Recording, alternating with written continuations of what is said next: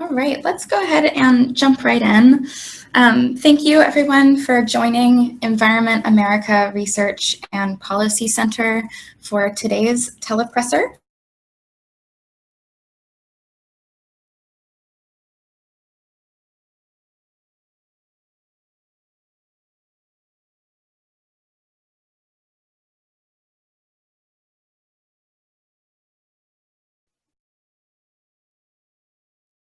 Emma, I'm not able to hear you. And then Gideon Weissman, the lead author of this study and a policy analyst with Frontier Group, will give an overview of our paper and its key findings.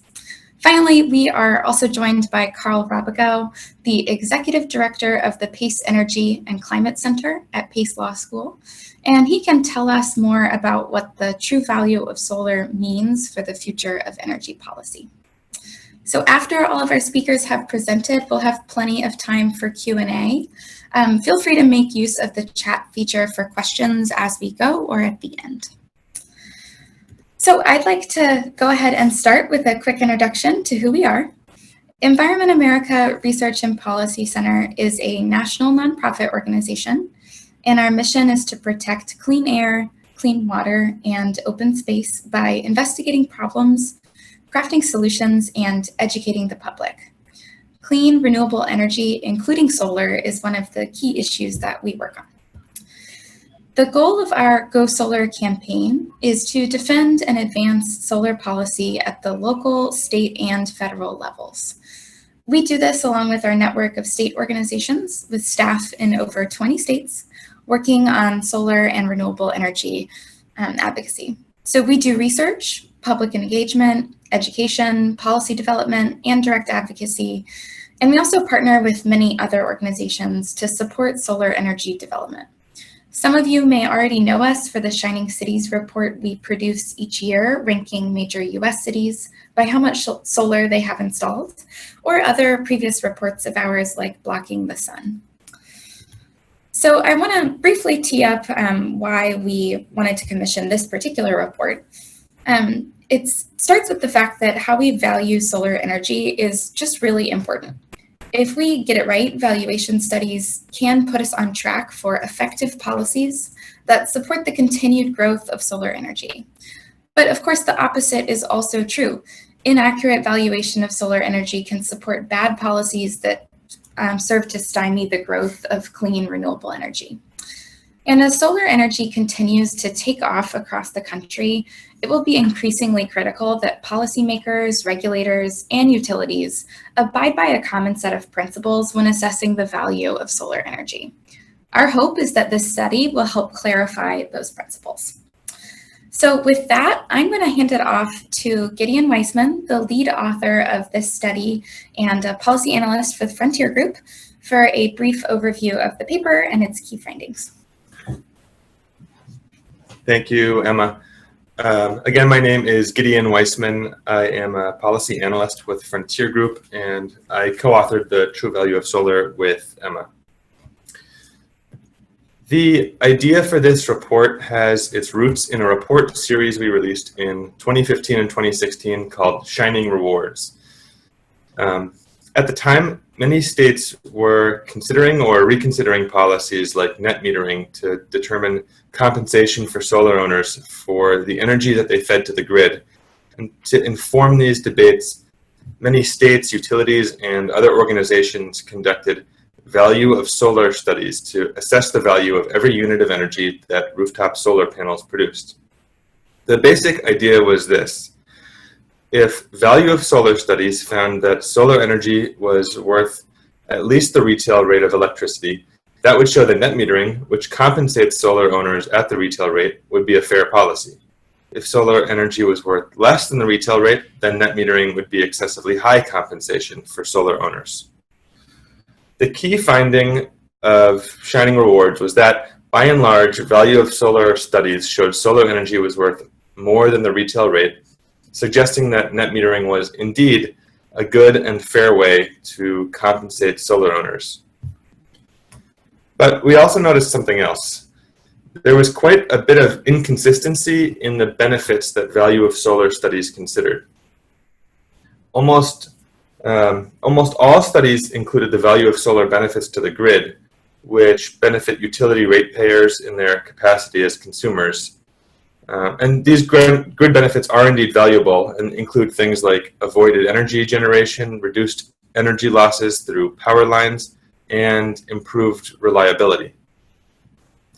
But many studies left out key benefits to the environment and society, which benefit ratepayers and others in their capacity as residents and taxpayers. These benefits are both valuable and the reason many people choose to go solar in the first place. This means that policymakers are relying on studies with very big differences to make decisions critical to the growth of clean energy. For example, of the 10 states that generated the most rooftop solar per capita in 2017, all but 2 had a state net metering policy. In the true value of solar, we look at the ramifications of this inconsistency and suggest a path forward. For the new report, we revisited the 2016 Shining Rewards report to look at the difference between studies that include societal benefits and those that do not. We found that studies that left out societal benefits valued solar power on average at just 60% of the value of those that at least included greenhouse gas emissions. More recent studies have shown similar importance. In a recent study conducted by Xcel Energy in Minnesota, societal pollution benefits accounted for a full third of the value of solar energy. If these benefits are ignored, the public pays the price. For instance, one U.S. Environmental Protection Agency study found that the impact of fossil fuel electricity generation on premature mortality, lost workdays, and healthcare costs add up to hundreds of billions of dollars each year.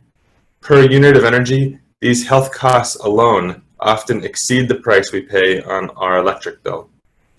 And value of solar studies that leave out key benefits have been used to drive policy. In Louisiana, for example, a solar value analysis that left out societal benefits informed a decision to severely restrict a solar tax credit. In 2019, for policymakers to serve the public interest, they need to consider the broad impacts of electricity generation, which is closely tied to many of America's most pressing environmental and public health challenges. When it comes to solar energy, that means basing decisions on studies that accurately and fully assess the impact of solar energy on both the grid and society. Failing to account for solar energy's full range of benefits is not only unsound policymaking, but also risks putting America on a path to a less healthy, less sustainable, and less prosperous future. Now I'll turn it back to Emma. Awesome. Thank you so much, Gideon. Gideon's going to stick around for questions at the end. And in the meantime, we'll go ahead and hear from Karl Rábago, the Executive Director of the Pace Energy and Climate Center at Pace Law School, on the role that these solar evaluation studies should play in shaping our energy policies moving forward. So Karl, take it away. Thanks, Emma, and thanks, Gideon, for a great setup and for all the great work on this report in the previous edition as well. Just mic check, Emma, do I sound okay? You sound great. Great, good.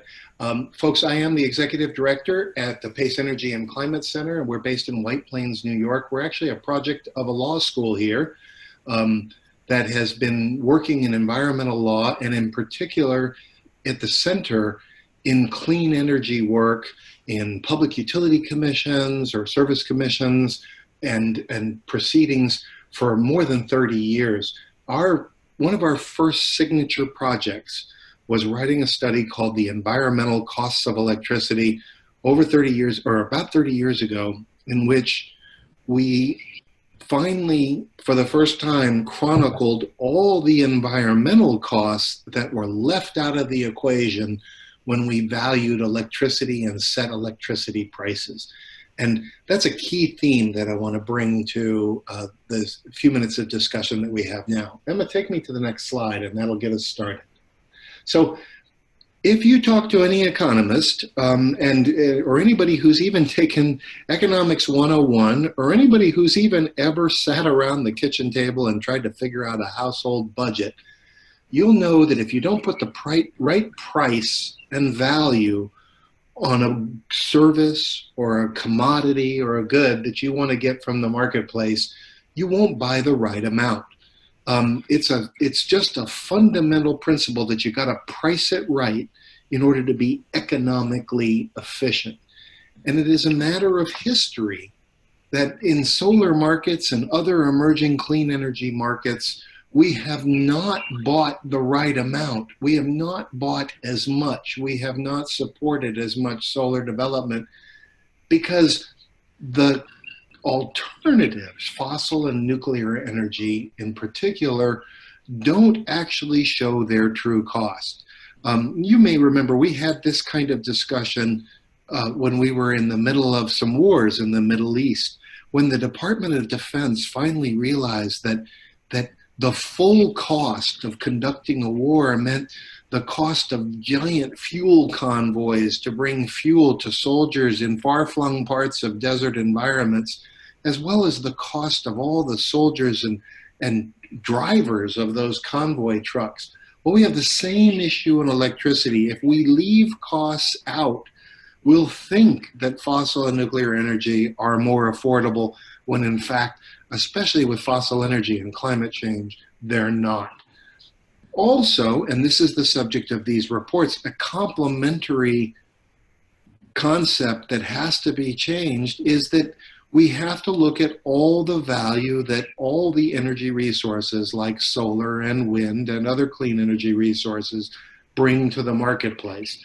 And that's the concept of these value of solar studies. So when I first used a value of solar study as a utility executive at the city of Austin back in 2011, I used it to quantify what we should pay our customers when they generated solar electricity. And the question we wanted to answer was, what's it worth? What's its value? So a good value of solar study will get you the right amount of solar. A bad value of solar study will not. And let's go to the next slide to see how this works a little more. So once upon a time, it was actually pretty hard for us to do these studies. We didn't have the precision. Heck, we didn't have much solar out there to even evaluate. Times have changed. Since, like I said, I first did a value of solar-based tariff in 2011, we've had dozens of studies across the country. We've gathered huge amounts of additional information from advanced metering equipment. Today, we have the tools and we know how to value what each resource brings to the grid and what other resources cost us. So today, there's no excuse for not making sure that we've got a fair comparison between our resource alternatives and that we set fair compensation rates and charge and cost estimates for the resources that we bring about. And who's supposed to be taking care of this? The economic regulators, the public service commissions and public utility commissions that are appointed or elected in their states to regulate the electric utilities and to bring to the utility markets the kind of discipline that competition would normally bring. They have a mission of ensuring the public interest, and fair and full valuation of all resources is core to that mission when your job is being an economic regulator. So let's start moving forward about what we do next. And I get to, if you'll switch to the next slide, I get to share a picture of my fantastic grandson, Jonathan, who's here all ready to battle the forces of evil as a member of the Pause Patrol. Here's what we know. We know solar can save us money as well as decrease those environmental costs that we talked about. That's what the studies are showing us. And we know that in too many places, we're letting the counting be done by people who have a biased interest in the outcome. Oftentimes utilities who are worried about customers and small solar installations eating up their profits. So for me, the bottom line is regulators like my grandson, Jonathan, have to put on their capes and get ready to do the important work of helping us save the future and stopping the bad things from happening. Go to the next slide. We can talk about that a little bit more. What are the to-dos for economic regulators? Well, first, as Gideon already pointed out, these studies are all over the place. There's too much inconsistency and there's too much variability. Over 40 years, we have established some well-grounded principles for evaluating avoided costs under the Public Utility Regulatory Policy Act, implemented in every one of the states. We can do the same with valuing solar. Add to that issue of the social and economic benefits that solar brings. It's important to remember that small solar is installed by local workers who spend their paychecks in local communities, that cleans the air inside the community, the air that all of us breathe, and helps reduce pollution effects like asthma and lung disease. The distance between electricity customers and citizens and taxpayers is zero. We are them, they are us. So it's only right that the social impacts of our electricity and energy choices are reflected in our economic regulation. Once we've done that full evaluation, then we can start adding analytical discipline to our electricity choices. That's going to be so critical going ahead as we confront the challenge of climate change and as we figure out how to internalize, how to incorporate these new clean energy technologies into our electric utility systems. Far too many cases in the past have been based on untested assumptions and basically just shibboleths, people just throwing words out there like net metering causes subsidies. Well, if somebody says to you there's a subsidy, one way or the other, I think W. Edwards Deming's famous quote that I included at the bottom of this slide is what you should respond. In God we'll trust because it says so on the money, but everyone else has to bring data to the discussion. So let's go to the last slide here and we can point it out again what an important difference it makes.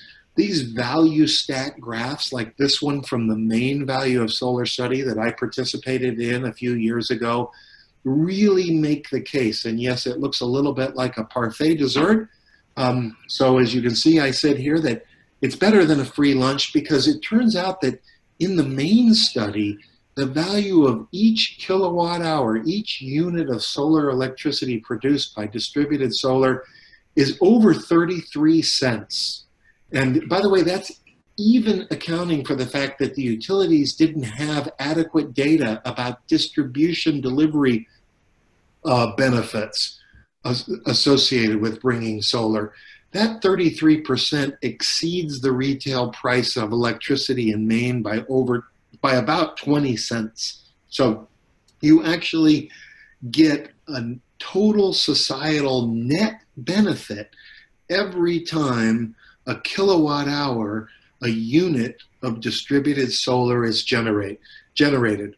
And that's why the discipline of this analysis is so important today and so important for our clean energy future. And with that, I'll turn it back over to Emma and we'll have opportunity for questions and answers. Awesome. Thank you so much, Karl, for that excellent presentation. Before we open up for questions, I want to share just a couple of additional resources, make sure everyone has these. So first, you can read this full study at the first link at the top of this slide, environmentamerica.org/feature/AME/true-value-solar. Sorry, it's a long one. You can also visit our website, which is environmentamericacenter.org, to learn more about our work and find any previous reports. And finally, you're welcome to email me with any questions, or if that's just easier than writing down those links, I'm happy to provide extra materials, help you find the answer, and I can also connect you with either of today's speakers after the fact. So let's go ahead and, here, I'll keep those links on the page just in case you need them, but let's go ahead and open up the floor for questions. So if you have one, please plop it in the Q&A or the chat box. I don't see any yet, so I'm actually going to kick it off if folks are feeling a little shy. knowing that a lot of folks have already asked me about some current examples of policy applications. So I'll start off with just a couple of those and see if others have questions while I go. So to start, in the state of Montana, I think we have one of the most clear-cut recent examples of value of solar in action. So in 2018, Northwestern Energy published a net metering cost-benefit study that did not include the societal benefits of solar beyond those just delivered to the grid. And they found, as we would expect, a cost shift from net metering to non-net metering customers because they didn't include that full range of value. And then later in the year, Northwestern Energy filed a general rate case, including a proposal to place additional demand charges on net metering customers. And that, is a perfect example of a bad policy that came from a bad valuation or an inaccurate valuation of solar. So that's one. We also have an example in the state of Michigan. The Michigan Public Service Commission approved a net metering successor tariff in 2018, which will essentially credit excess solar energy supplied to the grid at either the marginal price or power supply rate, both of which are less than the retail rate. So it's less than what a customer would be paying for energy. And that essentially does not compensate solar customers fairly for the full value of the energy they provide. But that tariff is still a lot better than the monthly fees and credit cuts that DTE originally proposed. And when they did so, they argued that customers without solar panels are subsidizing those who have them, which we know, looking at this report, is an untrue argument grounded in an inaccurate valuation of solar. And the last example I'll bring up for now, unless folks want to hear some more, is actually a flip side example, an example of how value of solar done right can be helpful, and that's from Puerto Rico. In Puerto Rico, the value of solar for grid resilience in the face of hurricanes is already and has become especially clear post-Maria. So net metering was recently protected on the island by Law 17, which, in addition to requiring the island to transition to 100% renewable energy by 2050, also protects net metering at the full retail rate of electricity for the next 5 years. And again, that law, the reasoning behind it is based on a true understanding of all the value that solar offers to society. And once that period comes to an end, 5 years from now, the Puerto Rico Energy Bureau will conduct a new valuation study to determine the future of solar energy and storage policy on the island. And I think we can be hopeful that they will, again, account for the full value that solar supplies to the grid. So those are just a couple of examples of how this can, come into play and in the present day in the energy decisions that we're making. Let me check the Q&A. I don't see other questions in the chat at the moment, and not in the Q&A. So we must have explained everything perfectly the first time, and everyone understands. Hey, Emma, if you've got a minute, I'd be glad to sort of add some comments to the examples you just gave. That would be lovely. Yeah, go right ahead. All right, so let me dive in. First of all, there's a big flaw out there in a lot of these utility and utility influence studies. Mm-hmm. And it starts right at the idea of looking for this cost shift. Something very important going on is that a lot of the studies, most of the studies that find a purported cost shift, meaning that in their argument, net metering or solar customers are getting subsidized by other customers, is that they start by asking if the solar customer's bill went down. And of course, this is kind of painfully obvious, right? Because the reason why customers invest so much of their own money in putting solar systems up or joining in community solar projects is because they want their bill to go down. But then the utility says, and sometimes commissions, which is sad, that when a customer's bill goes down, they're not paying as much as they used to, which is kind of a blinding flash of the obvious. And because they're not paying as much as they used to, then we have that unproven assumption that somebody else has to pay it, and the cost didn't go down as well. So this is a critical issue that's sort of a fundamental flaw. It turns out that the utility system is supposed to charge us for the cost of our usage based on cost plus regulation. And we don't ever pay for service that we do not use. That's not a principle of utility regulation.